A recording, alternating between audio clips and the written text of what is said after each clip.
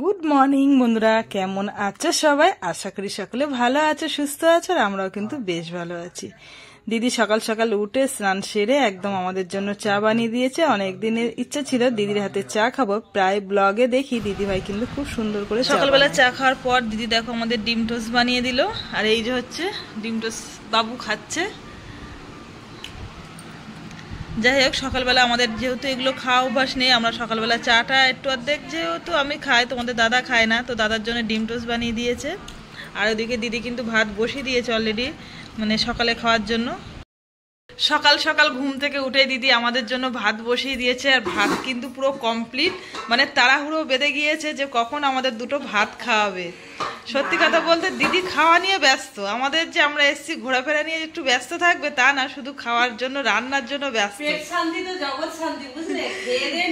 না, এটা সত্যি কথা, বাঙালির কিন্তু আগে হচ্ছে খাওয়া। সকালবেলার জন্য মাছের ঝোল না করলেও চলবে, তুমি এমনি প্লেন ভাত আর মাছ ভাজা দিলেও হবে। আচ্ছা ঠিক আছে, তুমি রান্না করো তোমার মতন। মাছ খাইয়ে খাইয়ে আমাদের সত্যি কথা দিদি এত পরিমাণে মাছ খাওয়াচ্ছে কি বলবো। ওল আলু সিদ্ধ বসিয়ে দিয়েছি, ওল আলু দিয়ে একটু আজকে ইলিশ মাছের ঝোল করবো। আহারে, আমরা তাই ইস রকম করে বলো না, তুমি নিয়ে এসো। আর এই হচ্ছে দিদি ইলিশ মাছ রেখে দিয়েছে। দিদিদের বাড়ি কিন্তু প্রচুর মাছ থাকে।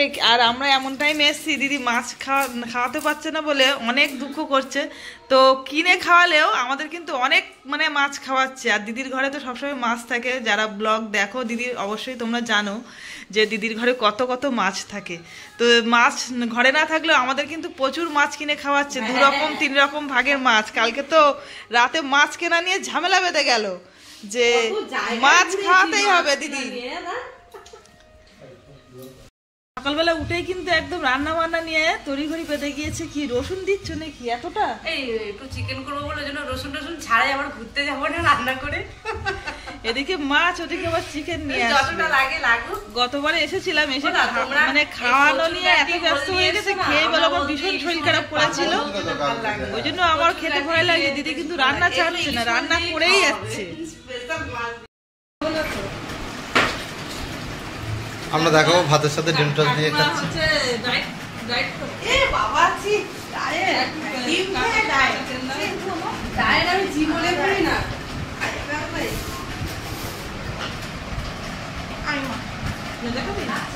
এখন ডায়েট করে কি হবে দাদা? এটাই তো আমাদের উঠতি বয়স, খাওয়ার বয়স, হজম হওয়ার বয়স। এরপরে তো শরীরের খাওয়া দাওয়া সেরে এখন আমরা একটু ঘুরতে গিয়ে যাচ্ছি। আর এখন কিন্তু সত্যি কথা বলতে পড়ে যাচ্ছিলাম। সবাই বিকেলবেলা ঘুরতে যায়, আমরা এখন বিকেলবেলা ঘুরতে বেরোচ্ছি একটাই কারণে, কেননা বিকেলে আবার অন্য কোথাও ঘুরতে যাবো। যেহেতু আমরা ঘোরার জন্য এখানে এসেছি, একদমই সময় নষ্ট করবো না, যতটুকু পারবো আমরা সারা দিনটাই ঘুরবো। রোদ হলেও একটা দিন কষ্ট হবে রোদ ধরে, কিন্তু ঘুরতে এসেছি ঘোরার জায়গা, সারাদিন ধরেই ঘুরবো, তারপরে বাড়ি গিয়ে যা হয় হবে। আমরা 3 জনই স্কুটিতে বসে পড়েছি। আর দিদিভাইরা কিন্তু আগেই বেরিয়ে গিয়েছে। তুই বলেছো না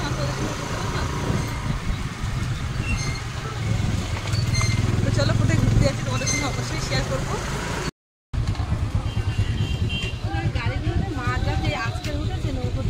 এইখানে মাছের ট্রলার, তাই তো? না বাবা ওঠে নামখানা। এটা হচ্ছে মাছের যে ট্রলারগুলো আসে এখানেই এসে আর কি লাস্ট স্টপেজ। আর এখান থেকেই মাছগুলো সমস্ত কিছু মানে আর কি বরফ হয় ডায়মন্ডে যায়। আচ্ছা আচ্ছা, ও চলো দেখো ওখানে কি মাছ উঠেছে না। মাছের গন্ধ এখানে এই এলাকায় শুধু মাছ আর মাছ, মাছের গন্ধ। এটা লইট্টে মাছ যাচ্ছে, লইট্টে মাছ চটা বেলে, বাহ বেলে মাছ।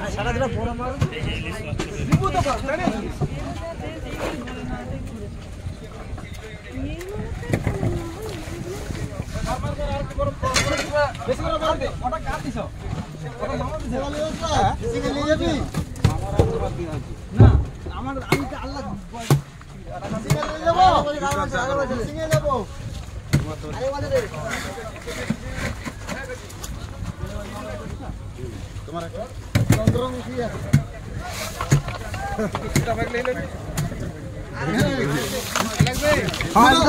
এখন কি সব সময় কি রে? না না হাত দিয়ে দেখছি, সব সময় যেন রাখবো না, একটু দেখছি হাত দিয়ে।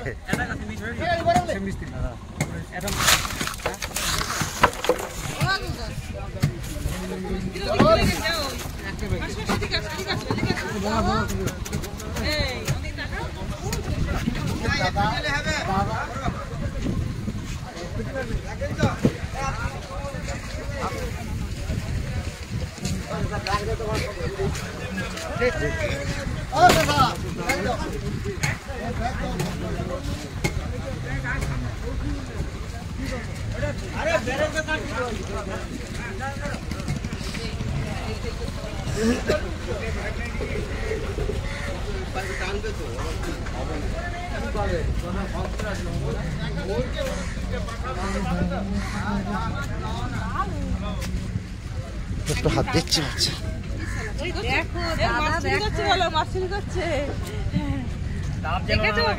মাল দেখেছো শক্ত খিচে আছে, দেখেছো একদম এই যে দেখো সবাই যে বাঁচছে বেঁচে নিচ্ছে, ছোট বড় বাছাই করছে, বাঁচছে সব। হ্যাঁ ছোট বড়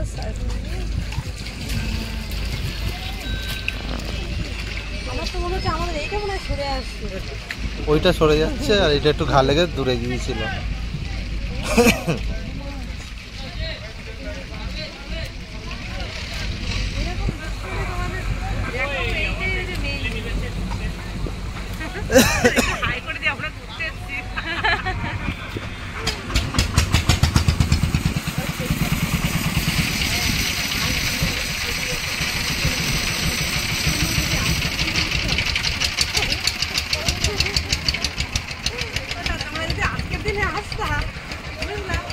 যদি এবার বাজার করে বুধবার বাজার করে আসলে তাহলে বুধবার আসলে বৃহস্পতিবার শুক্রবার থাকতো, শনিবার শুক্রবারই চলে যেতে হতো।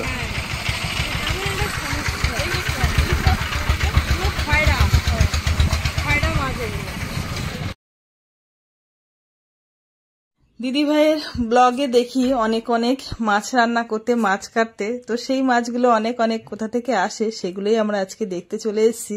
আর এখন একদম পুরো কাঠখোট্টা রোদ্দুর। কি বলতো, এখানে কিন্তু ঠিক এই টাইমেই ট্রলারগুলো সমস্ত এসে হাজিরা হয়।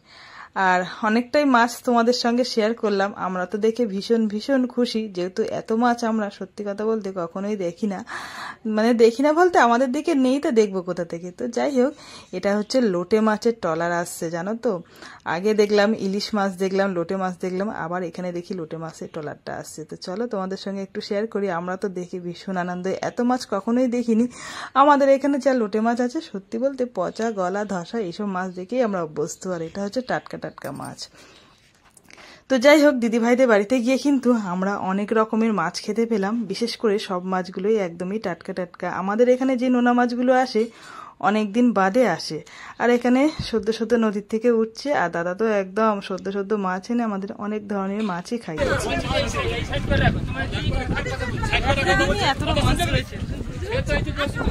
চলো তোমাকে বলছি, কাকে কি বলছে? আমি দেখে বলছি, কাকে বলছি তুমি? ওকে বাইকটা কি আমি বাইকটা নিয়ে কি করেছিল? বাইকটা কি এখানে রাখবে? কারো বাইক নেই? চলো, বাইক নেই না বলছে, আপনি কি গাড়ি দিয়েছো? দাদা হেঁটে যাচ্ছে, ওই তো দাদা যাচ্ছে।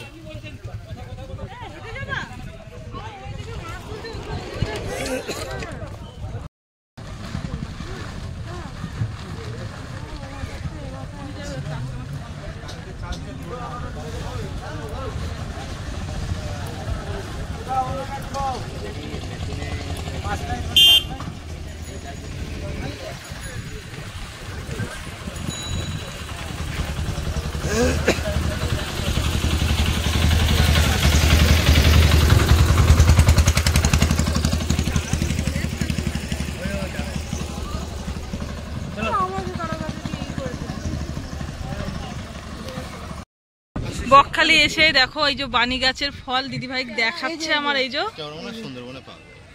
বানি ফল, হ্যাঁ দেখে মনে হয় লাভের মতো, দাঁড়াও লাভের মতন।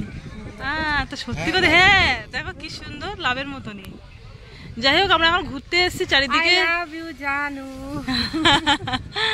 আমরা ঘুরতে এসেছি, অনেক অনেক কিছু দেখতে পেলাম, মাছ তো প্রচুর মাছ দেখতে পেলাম, তার মধ্যে আমরা কি করবো আর ইলিশের তো দেখা পাইনি, তাই লোটে দিয়ে সারা হচ্ছে আর কি। লোটে দেখা পেয়েছি, আর ইলিশের বাচ্চা একটা পেয়েছি, এই যে খয়রা ইলিশ বাচ্চা, ইলিশ বাচ্চা। তোমরা যে ট্রলার গুলো দেখলে সেই ট্রলার থেকে আমরা এই মাছগুলো নিয়ে এসেছি, ঠিক আছে। দুপুরবেলা খাওয়া দাওয়া সেরে একটু বিশ্রাম নিয়ে আমরা কিন্তু বেরিয়ে পড়েছি। দিদিভাইয়ের ছেলে যেহেতু হোস্টেলে থাকে, তো সেখানে একটু দেখা করতে গেলাম। আর দেখো কি সুন্দর সুন্দর বাচ্চারা, কত সুন্দর। আমরা যাওয়ার সঙ্গে সঙ্গে আমাদের প্রণাম করতে শুরু করে দিল। সত্যি কথা বলতে এদের আদব কায়দা খুব সুন্দর, আমার দেখে ভীষণ ভালো লেগেছে। যাই হোক, এটা হচ্ছে দিদিভাইয়ের ছেলে, তোমার তো দিদিভাই ব্লগে দেখেছো, তার সঙ্গে আমাদের ব্লগে একটু দেখিয়ে নিলাম। তো দেখা করতে আসলাম। আর কি বলতো, আমাদের দেখে লজ্জা পাচ্ছে, যেহেতু ক্যামেরা করা হচ্ছে বুঝতেই পারছো, ওই জন্য এদিকে তাকাচ্ছে না।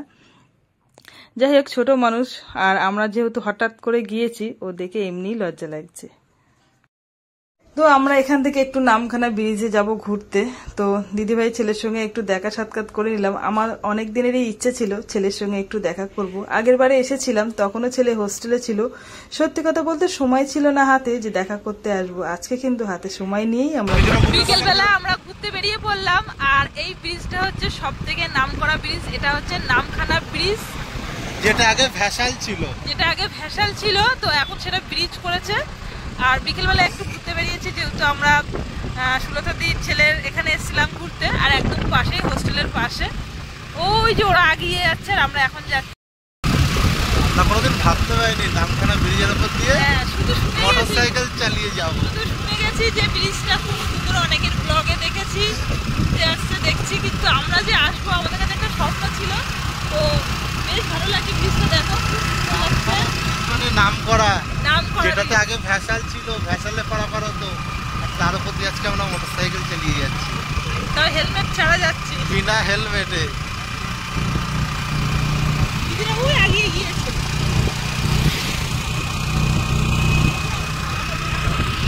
তো ব্রিজের উপরে আসলাম, এসে একটু দাঁড়িয়ে ঘোরাফেরা করছি আর কয়েকটা ভিডিও বানাবো বলে দাঁড়ালাম। তো চলো বন্ধুরা, আজকে ব্লগটা আমরা এখানেই শেষ করছি। আজকে সারাদিনের জার্নিংটা তোমাদের কেমন লাগলো অবশ্যই কমেন্ট করে জানাবে। আর যেহেতু সন্ধ্যা হয়ে গিয়েছে, এরপরে আর ভিডিও তোমাদের সঙ্গে শেয়ার করতে পারবো না, তাই আজকের ভিডিওটা আমি বন্ধুরা এখানেই শেষ করছি। সকলে ভালো থেকো, সুস্থ থেকো, আর আজকের মতন সবাইকে গুড নাইট, টাটা।